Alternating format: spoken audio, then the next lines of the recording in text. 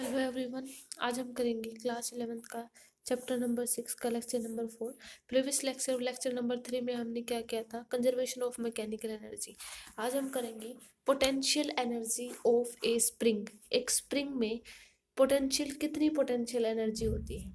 ठीक है, मान लिया कोई मास m है, वो हमने एक स्ट्रिंग के साथ टाई कर दिया। मान लिया ये कोई एक स्प्रिंग है, सॉरी स्प्रिंग के साथ ये कोई स्प्रिंग है। ठीक है, इसके साथ हमने टाई कर दिया मास।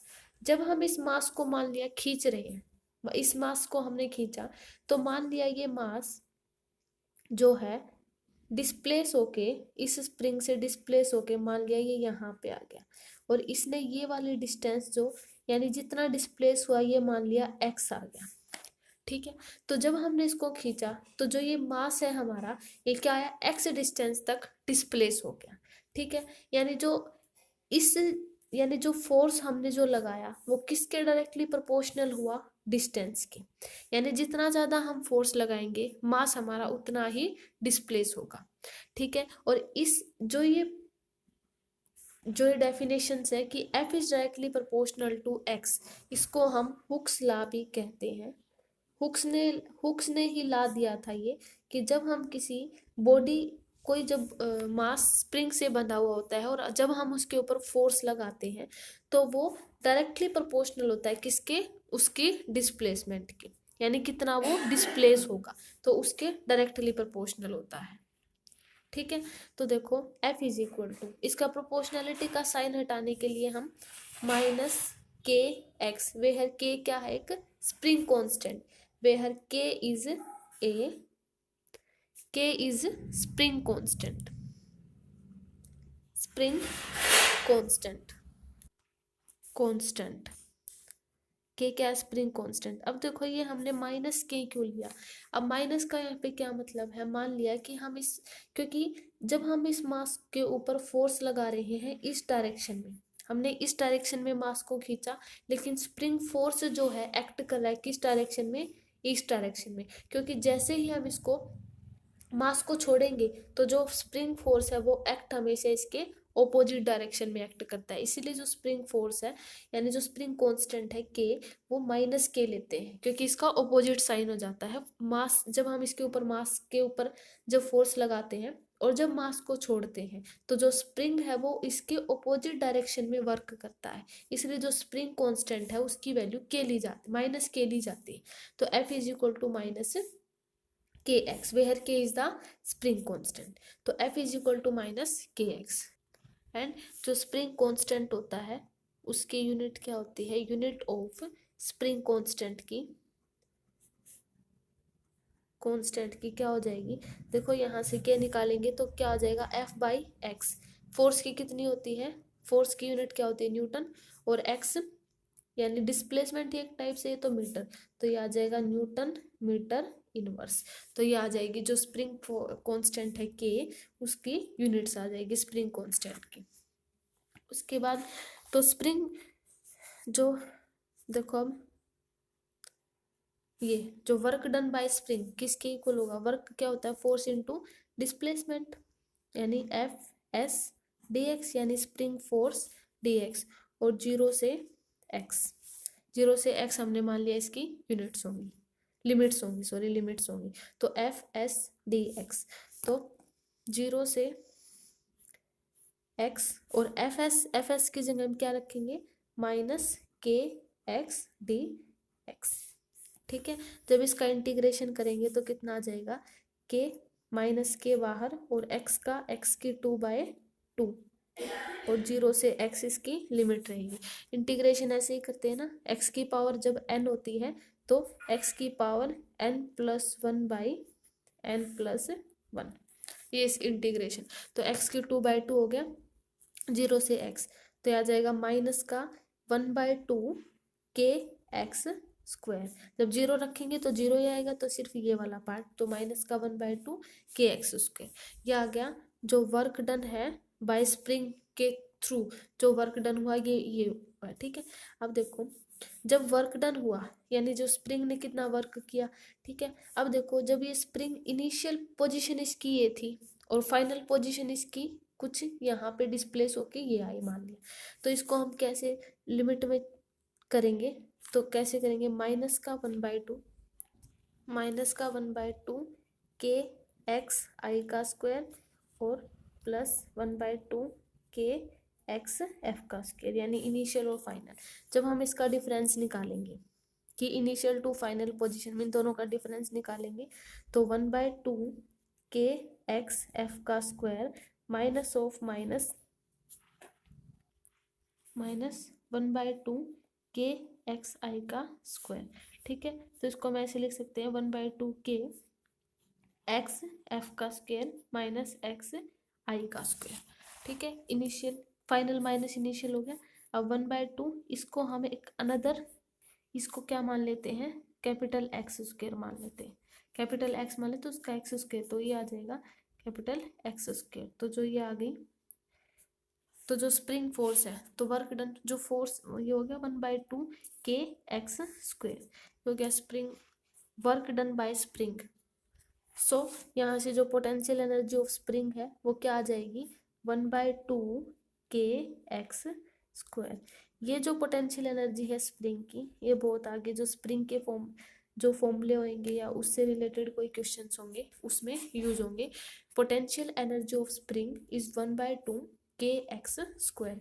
It's a important formula for a potential energy of the spring के लिए। अब जो वर्क एनर्जी एंड पावर में जो एक और इम्पोर्टेंट टॉपिक आता है, इक्विलिब्रियम।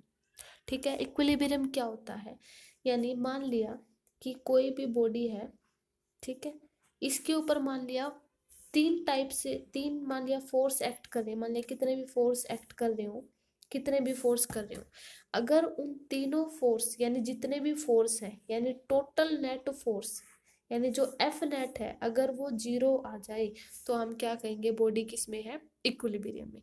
यानी net force on the body क्या हो, 0 हो, तो बॉडी किस में होगी, इक्विलिब्रियम में। If total force acting on a body is 0, देखो by definition if total force acting on a body is 0,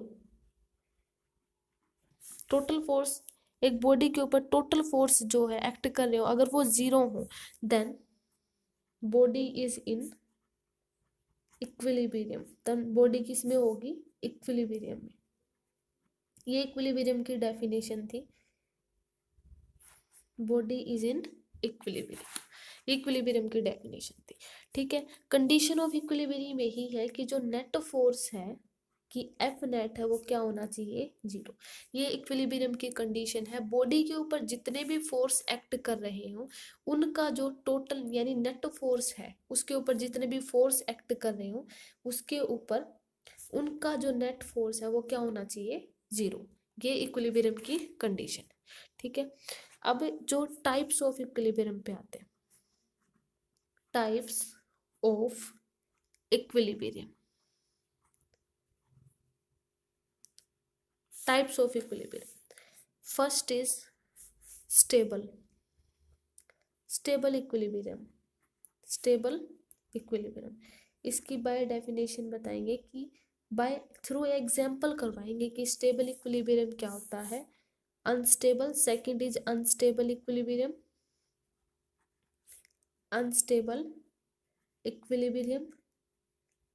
and third is neutral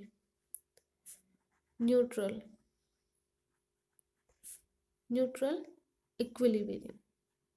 ये जो इक्विलिब्रियम्स के टाइप्स हैं, stable equilibrium, unstable equilibrium and neutral equilibrium. अब देखो by work energy theorem, जो work energy theorem थी वो क्या कहती थी कि चेंज इन जो पोटेंशियल एनर्जी होती है वो किसके इक्वल होती है, माइनस ऑफ जो चेंज इन वर्क डन है, यानी माइनस ऑफ यानी चेंज इन जो सॉरी पोटेंशियल एनर्जी नहीं, change in potential energy, change in potential energy किसके इक्वल होती है, माइनस ऑफ वर्क डन।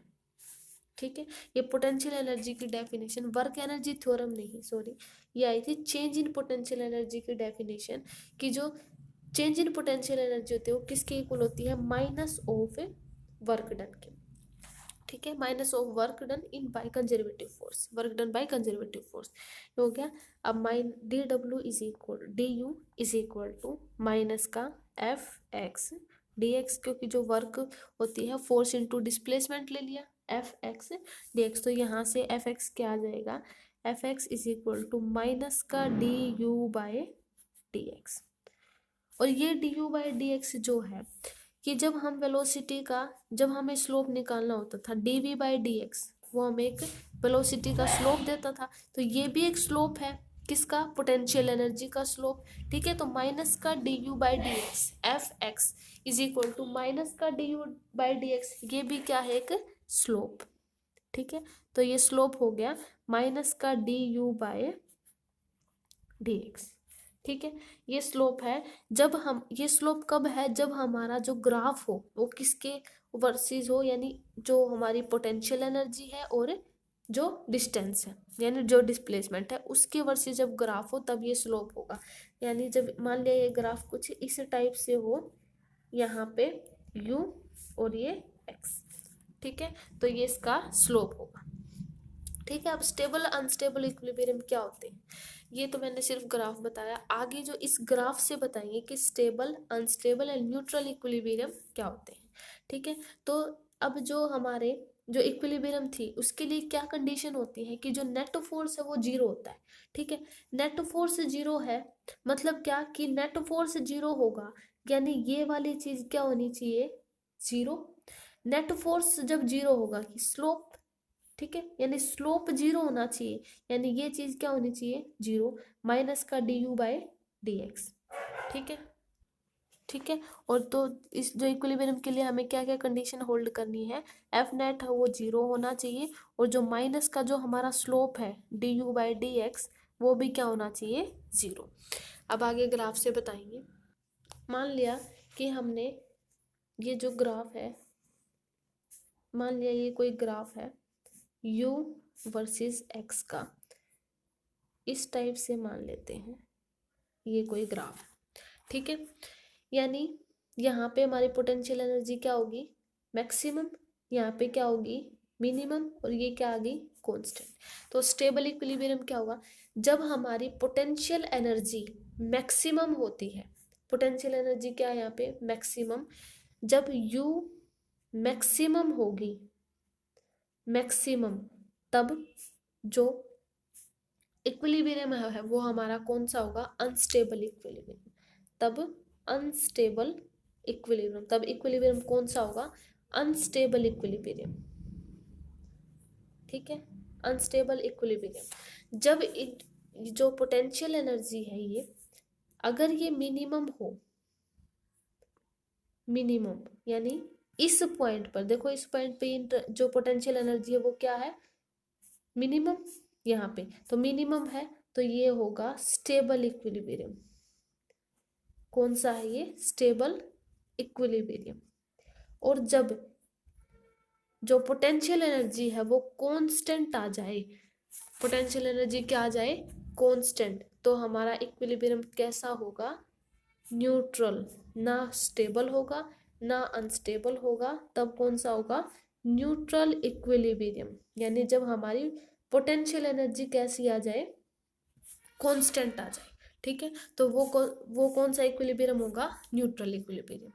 अब देखो एक एग्जांपल से बताते हैं कि स्टेबल इक्विलिब्रियम क्या होता है। स्टेबल इक्विलिब्रियम देखो, मान लिया कि हम एक स्विंग पे हैं, जो ऐसे पेंडुलम के टाइप से जो स्विंग होता है, मान लिया हम वहां पे खड़े हैं। ठीक है, इस पोजीशन पे हम, मान लिया एक बॉब ही मान लो, जो बॉब होता है फिजिक्स में, मान लिया ये बॉब है। ठीक है, जब हमने इसको रेस्ट में रख रखा है तब तक ये क्या है, स्टेबल है, स्टेबल ही रहे, स्टेबल है तब तक। मान लिया थोड़ा सा, तो स्टेबल इक्विलिब्रियम क्या होगा, इस बॉब को मान लिया हम थोड़ा सा भी अगर इस तरफ डिस्प्लेस कर दे या इस तरफ डिस्प्लेस कर दे, तो बॉब क्या करेगा, अपने बीच वाली पोजीशन पे ही वापस ग्रेविटी इसको वापस उसी पोजीशन पे खींच लेगी। तो ये क्या है हमारा स्टेबल इक्विलिब्रियम, यानी ये इस पॉइंट पर स्टेबल रहेगा, चाहे हम इसको थोड़ा सा इधर डिस्प्लेस कर दें या इधर डिस्प्लेस कर दें। ठीक है, तो ये क्या रहेगा स्टेबल। और इसमें जो नेट फोर्स है एफ नेट वो भी जीरो रहेगा, और जो पोटेंशियल एनर्जी है यू वो क्या रहेगी मिनिमम। देखो कि जब हॉरिजॉन्टल एक ऐसी हॉरिजॉन्टल पोजीशन है ना जहाँ पे मिनिमम पोटेंशियल एनर्जी क्या है मिनिमम, तो इफ अगर हम बॉडी को थोड़ा सा भी डिस्प्लेस स्लाइटली डिस्प्लेस करते हैं तो वो अपने स्टेबल इक्विलिब्रियम पे वापस आ जाती है, यानी रिटर्न्स बैक, वापस आ जाती है किस पे अपनी स्टेबल पोजीशन पे वापस आ जाती है। ठीक है, तो और सेकंड कंडीशन इसमें थी D u by D X वो क्या होनी चाहिए जीरो। ठीक है, ये d u by D x zero होनी चाहिए। और मैं जो ग्राफ वाले क्वेश्चन होते हैं उनमें जो प्रीवियस क्लासेस में क्या था कि जो मिनिमम पॉइंट के लिए हमें क्या होता था, क्या स्लोप में क्या D u by D x square is greater than zero, ये शो करना पड़ता था जब हमारा मिनिमा या मैक्सिमा आता था। तो जब यहाँ पे मिनिमा आता था तो क्या करते थे कि उसका डबल डेरिवेटिव जो होता था ग्रेटर देन जीरो दिखाना पड़ता था, तब मिनिमा आता था। अब T U by D x, अब इसमें भी क्योंकि हमारी पोटेंशियल एनर्जी क्या है मिनिमम, तो इसमें हम मिनिमा दिखाने के लिए जो डबल डेरिवेटिव है वो ग्रेटर देन जीरो होना चाहिए, तब हमारी जो पोटेंशियल एनर्जी है वो क्या होगी मिनिमम। ये एक स्टेबल इक्विलिब्रियम का एग्जाम्पल था। सेकेंड अनस्टेबल का, अनस्टेबल इक्विलिब्रियम। अनस्टेबल इक्विलिब्रियम क्या होता है, मान लिया आपने कोई रिंग ले ली, इस टाइप से कोई रिंग ले ली और उसके ऊपर यहाँ पे एक बॉल को रख दिया। ठीक है, एक बॉल को रख दिया, तो यहाँ पे बॉल क्या है अनस्टेबल है, क्योंकि जैसे ही हमने इस बॉल को थोड़ा सा अगर स्लाइटली इस तरफ भी डिस्प्लेस कर दिया ना तो ये क्या हो जाएगी फॉल हो जाएगी, और अपनी जो स्टेबल पोजीशन पे भी नहीं आ पाएगी और ये वापस इस तरफ फॉल हो जाएगी। तो यानी ये जो इक्विलिब्रियम है वो कौन सा इक्विलिब्रियम है अनस्टेबल इक्विलिब्रियम। और यहाँ पे जो इस पॉइंट पे जो हमारी पोटेंशियल एनर्जी है वो क्या है मैक्सिमम, तो यू हमारी जो पोटेंशियल एनर्जी है वो है मैक्सिमम, मैक्सिमम। ठीक है, एफ नेट जीरो होता है इक्विलिब्रियम की कंडीशन में, एफ नेट होगा जीरो। ठीक है, तो जब हम इसको थोड़ा सा भी करेंगे तो ये इक्विलिब्रियम पोजीशन अपनी स्टेबल पोजीशन पे नहीं आएगा और नीचे की ओर गिर जाएगा। ठीक है, और मैक्सिमा के लिए हमें कौन सी कंडीशन होल्ड करवानी पड़ती है कि उसका डबल डेरिवेटिव जो होता है वो लेस देन जीरो शो करना पड़ता है, तब हमारी मैक्सिमा की कंडीशन आती है। मिनिमा की कंडीशन के लिए उसके डबल डेरिवेटिव को ग्रेटर देन जीरो एंड, और जो उसका मैक्सिमा की कंडीशन के लिए उसके डबल डेरिवेटिव को लेस देन जीरो शो करना पड़ता है। तो ये हो गई अनस्टेबल इक्विलिब्रियम की कंडीशन। अब देखो थर्ड है neutral, neutral equilibrium. Neutral equilibrium, neutral equilibrium का एग्जांपल मतलब कि मान लिया कि एक बॉडी, मतलब ये बॉल है कोई भी, ये बॉल रखी है ठीक है, और ये कोई भी ग्राउंड है। जब इस बॉल को हमने ग्राउंड से थोड़ा सा डिस्प्लेस करेंगे इस बॉल को, तो ये यहाँ से डिस्प्लेस होके यहाँ पे आ जाएगी। ठीक है, यानी देखो इस ना तो ये अनस्टेबल है कि इसको बाल को थोड़ा सा खिसका और ये यहाँ से अपना पॉइंट ही इसने चेंज कर लिया, ना ही ये स्टेबल है कि हमने क्योंकि डिस्प्लेस किया है तो अपनी पोजीशन इसने कुछ चेंज की है। तो ये कौन सा है न्यूट्रल इक्विलिब्रियम। ठीक है, और अपनी देखो इस पोजीशन से न्यू पोजीशन पे आई है जब हमने इसको डिस्प्लेस किया। तो if body is displace slightly then body will return to again a neutral position, दोबारा अपनी न्यूट्रल पोजीशन पे आ जाती है, जिसको हम क्या कहेंगे न्यू पोजीशन। जब हमने इसके ऊपर थोड़ा सा फोर्स लगाया तो वो एक अनदर न्यूट्रल पोजीशन पे आ गई, और दूसरी जो न्यूट्रल पोजीशन आई वो क्या हुई न्यू पोजीशन। ठीक है, तो ये होता है न्यूट्रल इक्विलिब्रियम। अब जो न्यूट्रल, स्टेबल और जो अनस्टेबल इक्विलिब्रियम है उसके बेस पे एग्जाम्पल के थ्रू समझाते हैं। मान लिया फर्स्ट क्वेश्चन लेते हैं, एक्स स्क्वायर माइनस 4x, ये है, ये पोटेंशियल एनर्जी गिवन है एक्स स्क्वायर माइनस 4x। अब फाइंड, इसमें क्वेश्चन क्या है find position, find position of equation, find position of equation, equation यानी किस टाइप पे position of equilibrium, position of equilibrium, sorry equilibrium आएगा, पोजीशन ऑफ इक्विलिब्रियम यानी किस पोजीशन पे वो इक्विलिब्रियम होगी, and also type of equilibrium, and also type of equilibrium यानी किस टाइप का वो इक्विलिब्रियम है, ऑल्सो टाइप ऑफ इक्विलिब्रियम, ये दो चीज बतानी है इसमें, ठीक है। U इज इक्वल टू ये है।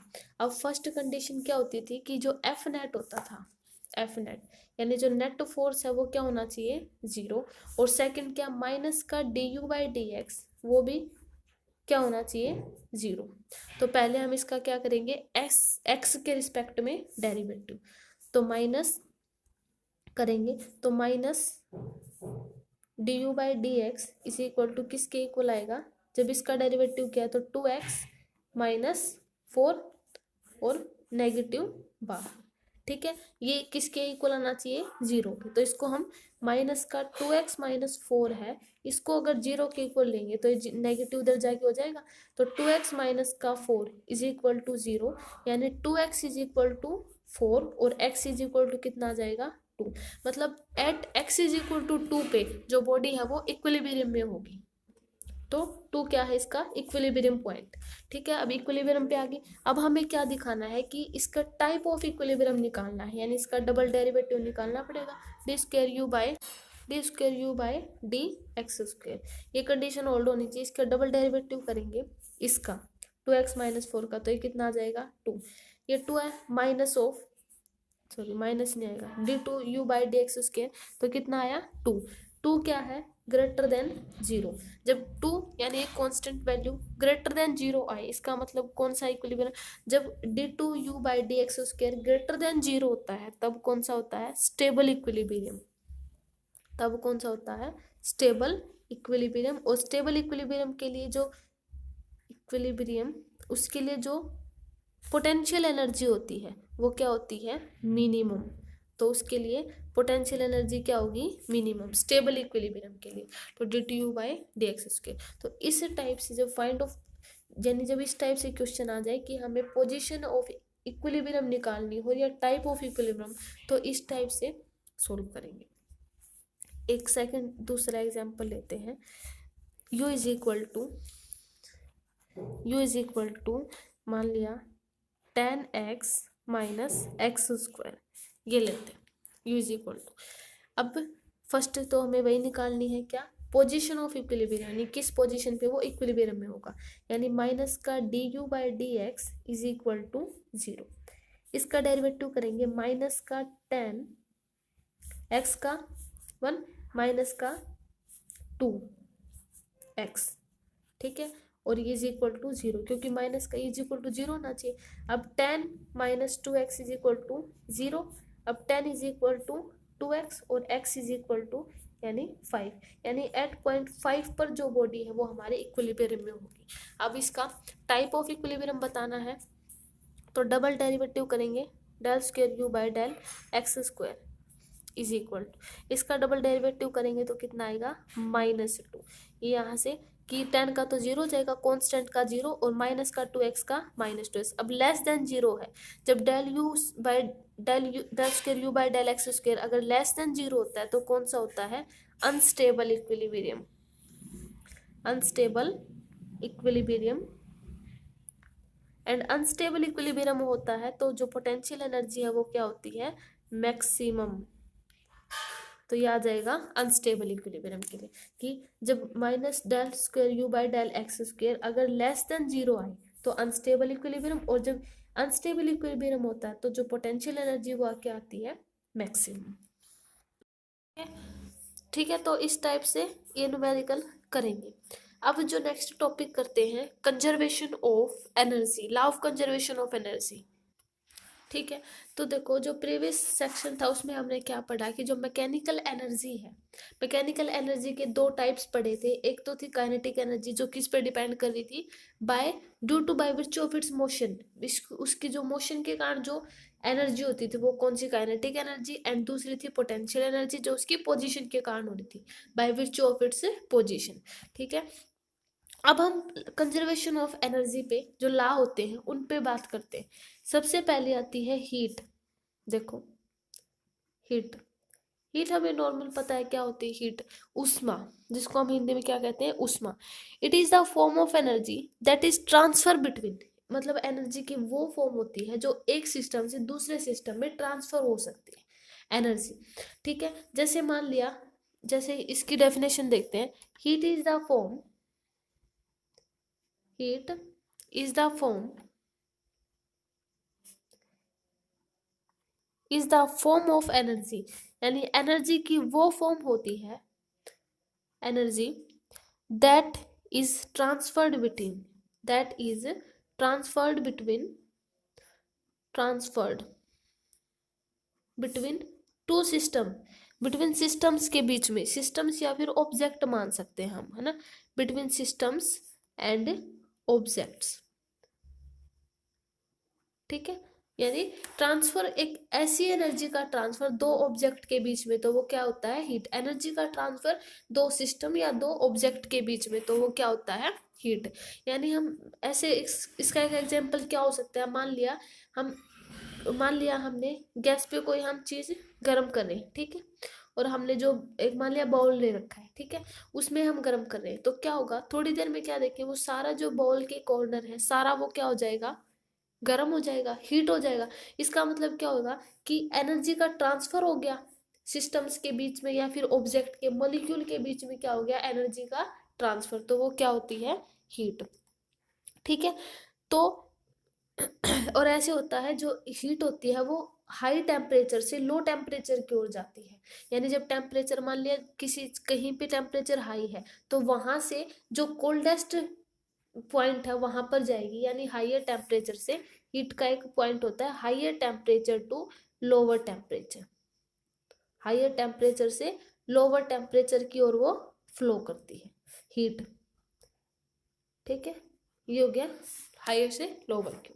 ठीक है, और जो इसका फॉर्मूला होता है हीट का, वो होता है C is equal to M delta T, और यहाँ से वेयर Q इज हीट, देखो Q क्या है, heat, M is mass of the object, जो भी होगी मास ऑफ ऑब्जेक्ट,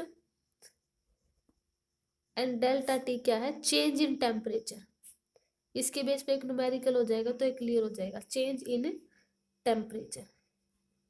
ठीक है, ये, और यहाँ से जब हीट का फॉर्मूला निकालेंगे तो क्या आ जाएगा, Q is equal to M C delta T। ठीक है, ये आ जाएगी हीट। अब देखो इसी के बेस पे मान लिया कि इसके बेस पे एक न्यूमेरिकल करवाते हैं। ठीक है, मान लिया कि ये दे दिया जाए, determine the heat, determine the heat needed to raise a 1 kilogram of iron from, अब टेम्परेचर डिफरेंस दे दिया है 250 केल्विन से 60 डिग्री सेल्सियस तक, ये डिफरेंस दे दिया है टेम्परेचर का, कि डिटरमाइन करनी है हमें हीट 1 किलोग्राम ऑफ आयरन को रेज करने के लिए 250 टू 60 डिग्री 600 डिग्री सेल्सियस तक। ठीक है, मान लिया इस टाइप का क्वेश्चन आ जाए तो हमें क्या करेंगे, मान लिया देखो मास कितना है हमारा 1 किलोग्राम। ठीक है, टेम्परेचर डेल टी कितना है, अब टेम्परेचर डिपेंड, जो डिफरेंस हम निकालेंगे 600 माइनस का 250, तो ये कितना आ जाएगा 350 डिग्री सेल्सियस, ये आ जाएगा टेम्परेचर डिफरेंस। ठीक है, ये आ जाएगा M, और हमें अब क्या चाहिए, C स्पेसिफिक हीट। C, जो आयरन की स्पेसिफिक हीट होती है वो क्या होती है, 0.45 जूल ग्राम इनवर्स, ये होती है। ठीक है, जूल ग्राम इनवर्स डिग्री सेल्सियस। ठीक है, ये होती है, ये होगी स्पेसिफिक हीट की, ये इसका फॉर्मूला होता है। स्पेसिफिक हीट में जो आयरन की स्पेसिफिक हीट होती है उसकी ये वैल्यू होती है। ठीक है, तो अब इसमें सारी वैल्यू रख देंगे, Q is equal to MC delta T, तो मास कितना हमारा 1 किलोग्राम, C की वैल्यू कितनी है 0.45। अब जूल ग्राम इनवर्स है लेकिन वैल्यू किलोग्राम में है, तो किलोग्राम में चेंज करने के लिए 10⁻³ से मल्टीप्लाई कर देंगे, ठीक है। और अब आ जाएगा डेल्टा टी। डेल्टा टी कितना है? 350 डिग्री सेल्सियस, ठीक है। तो इसको सोल्व कर लेंगे तो ये हमारी हीट आ जाएगी। तो हीट के जो क्वेश्चन होते हैं वैसे गिवन होते हैं, तो इस फॉर्मूले से हमें कैलकुलेट करने पड़ते हैं। तो क्यू इज इक्वल टू, जो हीट का मेन फॉर्मूला होता है, Q is equal to MC delta T, ये फॉर्मूला होता है हीट का, ठीक है। सेकंड है chemical energy. Second chemical energy. Chemical energy, chemical energy क्या होती है? Is the potential a chemical substance. देखो बाय डेफिनेशन लिखते हैं, इज द, जो केमिकल एनर्जी होती है, chemical energy is the potential, is the potential, potential of a chemical substance, of a chemical substance to undergo a chemical reaction, to undergo a chemical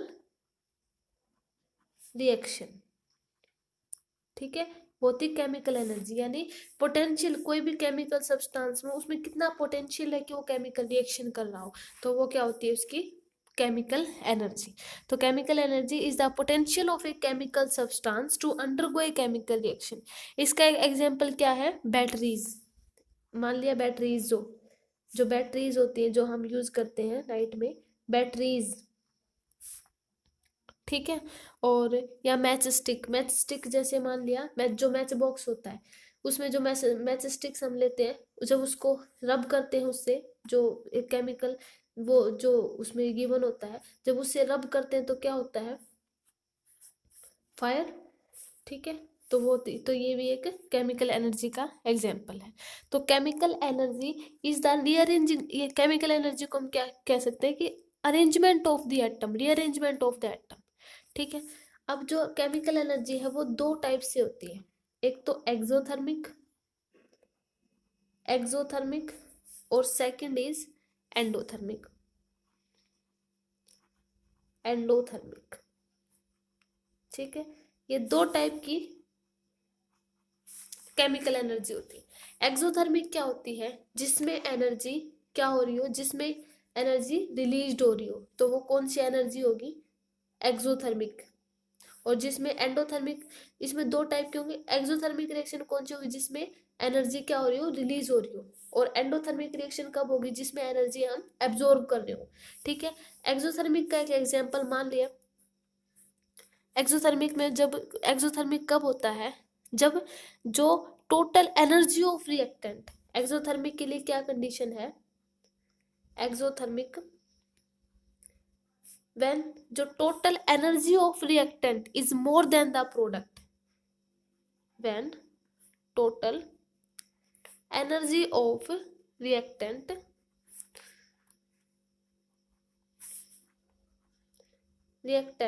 is more than the product, is more than the product।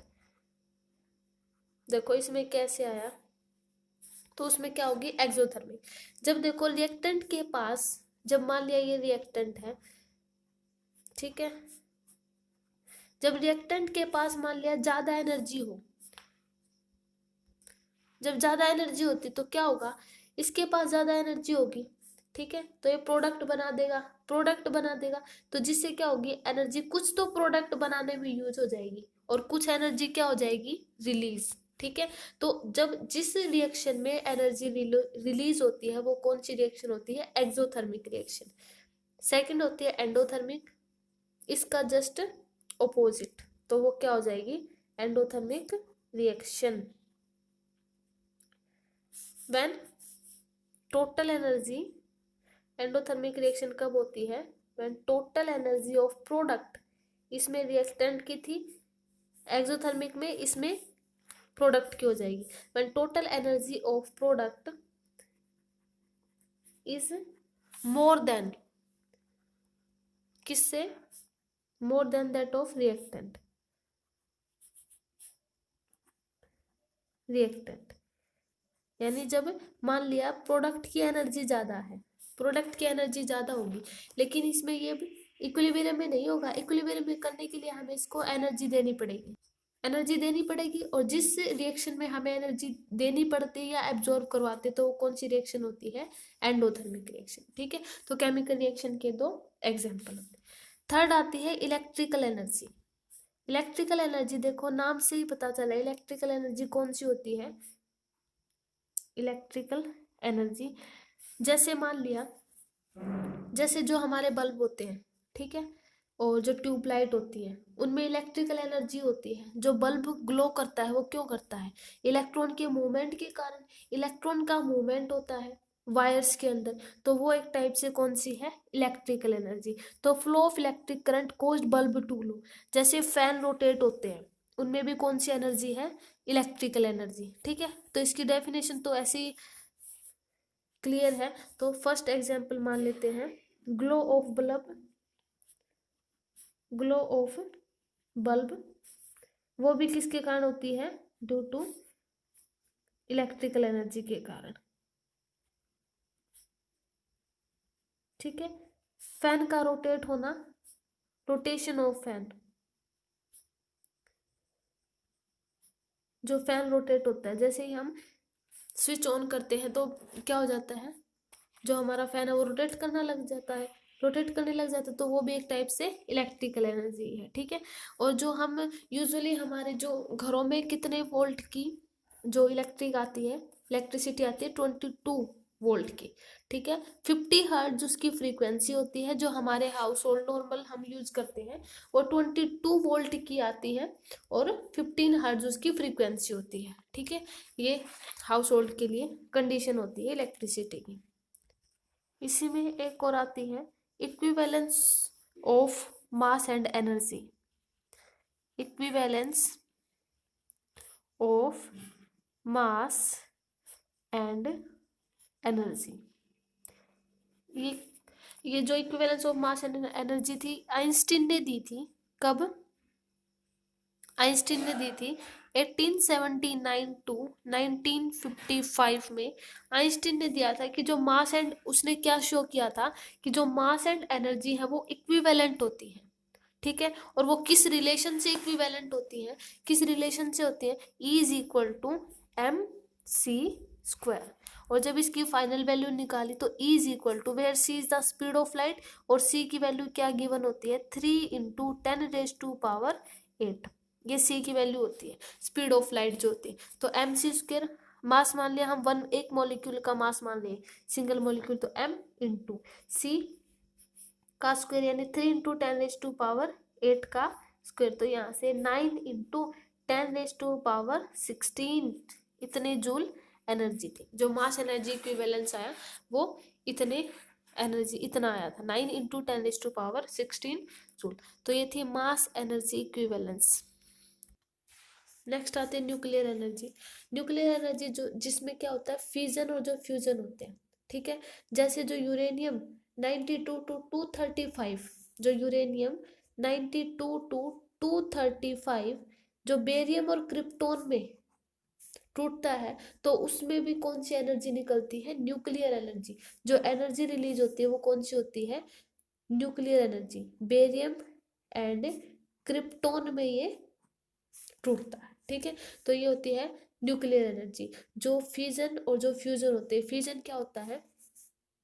जब तो जो fission होता है वो क्या होता है? बहुत सारे जो केमिकल सब्सटेंस होते हैं छोटे छोटे, उन केमिकल सब्सटेंस का जुड़ना फिजन होता है। और फ्यूजन क्या होता है? जब उसी का छोटे, जब बहुत जो बड़ा एनर्जी जो मान लिया ये है, इसमें फ्यूजन होगा कि इसमें क्या होगा कि जो एक बड़ा एनर्जी जो है, एनर्जी का क्या होगा? ब्रेक हो जाएगा कि इसमें छोटे छोटे बहुत सारे एनर्जी पार्टिकल्स में, जो बहुत ज़्यादा एनर्जी रिलीज करेगा। ठीक है, तो ये होती है एक टाइप से न्यूक्लियर एनर्जी। ठीक है, उसके बाद आते हैं कंजर्वेशन ऑफ एनर्जीज पे। जो इन सब का जो ये एनर्जी थी, इन सब के कंजर्वेशन पर, कंजर्वेशन ऑफ एनर्जी। देखो एनर्जी का कंजर्वेशन क्या होता है? एनर्जी को एनर्जी, इसका जो लॉ होता है conservation of energy, energy neither be created, energy is neither be created and nor be destroy, and nor be destroy, यानी ना तो हम एनर्जी को क्रिएट कर सकते हैं और ना ही उसको डिस्ट्रॉय कर सकते हैं। ये जो एनर्जी, कंजर्वेशन ऑफ एनर्जी का लॉ कहता है कि एनर्जी जो neither be destroy and can ना नोर बी क्रिएटेड। ठीक है, तो एनर्जी को हम एक से दूसरे में ट्रांसफर कर सकते हैं। जैसे जैसे हम इलेक्ट्रिक स्विच को ऑन करते हैं तो क्या करते हैं, इलेक्ट्रिकल एनर्जी किस में आ जाती है, लाइट एनर्जी। जैसे बल्ब ग्लो करता है करते, तो इलेक्ट्रिकल एनर्जी लाइट एनर्जी में चेंज होना। तो इस टाइप से जैसे इलेक्ट्रिक मोटर करती है, ठीक है, तो इस टाइप से जो एनर्जी है वो एक फॉर्म से दूसरी फॉर्म में चेंज हो सकती है, बट एनर्जी जो है डिस्ट्रॉय या फिर क्रिएटेड नहीं हो सकती। तो इन सब एनर्जीज का जो फाइनल लॉ यही कहता है कि इनमें जो एनर्जी है हम खुद से ना इधर क्रिएट कर सकते ना ही उसको डिस्ट्रॉय कर सकते, सिर्फ एक फॉर्म से दूसरी फॉर्म में उसको ट्रांसफर कर सकते।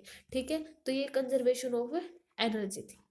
ठीक है, ठीक है, तो नेक्स्ट लेक्चर में हम पावर करेंगे। ओके, आज के लेक्चर में इतना ही। Okay, thank you.